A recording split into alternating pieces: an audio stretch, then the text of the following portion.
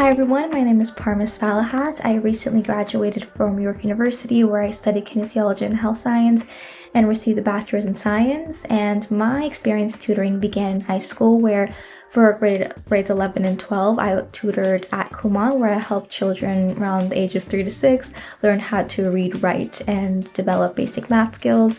I continued my work at tutoring in university where I helped students in organic chemistry too, where I set up study sessions and helped them with any kind of challenging topics and issues that they had.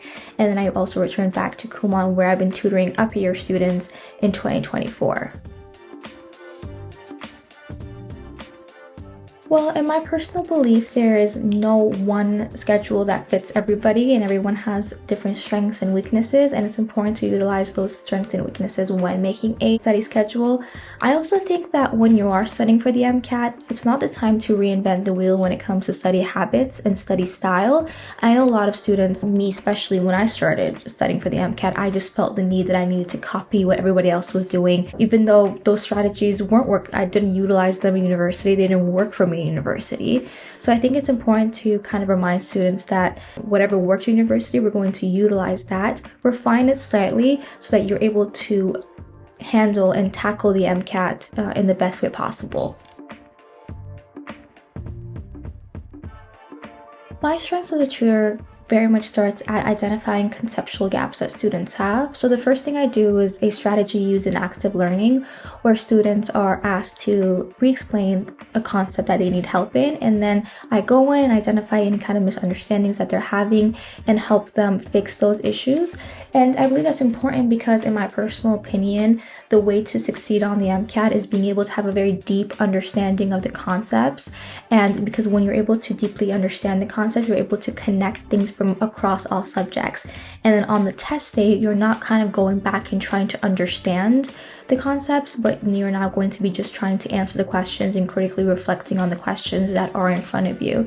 And that is something that I think I've been able to master myself in my own personal MCAT journey, but also when I tutor older kids. When it comes to math, I always ask them, can you explain to me what your thought process was? And we'll go through it and I'll kind of identify where they might be having issues in and be able to explain that back to them and ask them at the end to explain it back to me, because again, I do think that a very important strategy when it comes to studying is when you're able to fully explain something back to someone, that's when you know you've mastered the concept.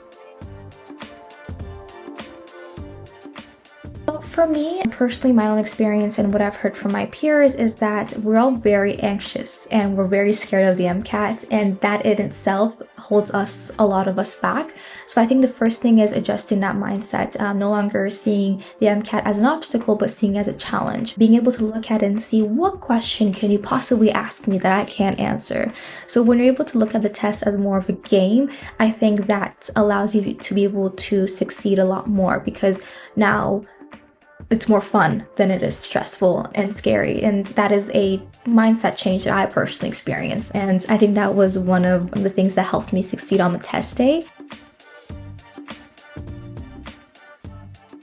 Everybody knows how daunting this process is. And like I mentioned, everybody sees the MCAT as a very intimidating beast. And a lot of times it's difficult to ask for help, and it could also be a very lonely experience.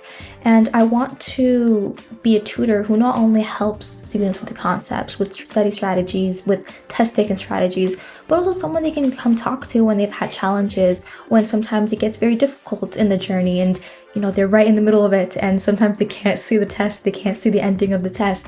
I want to be able to be there for them. And if you are able to talk to someone about kind of the difficulties you're having or the challenges you're facing, then it makes the process a lot easier.